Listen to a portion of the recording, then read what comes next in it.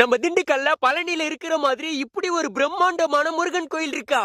ஆமாங்க, இந்த ஒரு சுப்பிரமணிய சுவாமி கோயில் உண்மையிலே ஒரு மன நிம்மதியை தர ஒரு முருகன் கோயிலுங்க. இங்க முருகன் மட்டும் இல்லாம சிவன், விநாயகர், அம்மன், சூரிய பகவான், ஆஞ்சநேயர் இந்த மாதிரி எல்லாரையும் இங்க ஒரே இடத்துல உங்களால பார்க்க முடியுங்க. முக்கியமா இங்க உங்களால அப்பன் சிவனுக்கு உங்க கையாலேயே ஐஸ் கட்டி மூலமா அபிஷேகம் பண்ண முடியுங்க. அது மட்டும் இல்லாம இங்க உங்களால 18 சித்தரையும் பார்க்க முடியுங்க. உண்மையிலே இங்க இருக்கிற ஒவ்வொரு சிலையும் பார்க்கும்போது கண்ணுக்கு ரொம்பவே குளிர்ச்சியா அவ்வளவு அழகா இருக்குங்க. இந்த மாதிரி இந்த கோயிலை பத்தி வர்ணிக்கணும் அப்படின்னா சொல்லிட்டு போயிட்டே இருக்கலாங்க. கண்டிப்பா உங்க ஃபேமிலி யார் உங்களுக்கு ரொம்ப பிடிச்சவங்களோட இந்த கோயிலுக்கு ஒரு டைம் நீங்க விசிட் பண்ணி பாருங்க. கண்டிப்பா நான் சொன்னதெல்லாம் சத்தியமா நீங்க ஃபீல் பண்ணுவீங்க. முக்கியமா இங்க நின்னு உங்களால சூரிய பகவானையும் ஆஞ்சநேயரையும் ஒரே நேர்கோட்டில் இங்க நின்னு உங்களால கும்பிட முடியும். அப்புறம் இங்க தியானம் பண்ற பிளேஸ் இருக்குங்க. கண்டிப்பா இதையும் பாருங்க. இந்த மாதிரியான ஆச்சரியங்கள் இந்த கோயில்ல நிறைய கொட்டி கிடக்கு. நீங்க திண்டுக்கல்ல இருக்கீங்க அப்படின்னா கண்டிப்பா நீங்க ஒரு டைம் ஆவது விசிட் பண்ண மிஸ் பண்ணிடாதீங்க. நீங்க இந்த கோயிலை ரீச் பண்ண ஸ்ரீ சுப்பிரமணிய சுவாமி டெம்பிள் குள்ளனம்பட்டின்னு டைப் பண்ணீங்கன்னா எக்ஸாக்ட் லொகேஷன் காட்டும். திண்டுக்கல் டு நத்தம் ரோட்ல தாங்க இந்த கோயில் லொகேட் ஆயிருக்கு.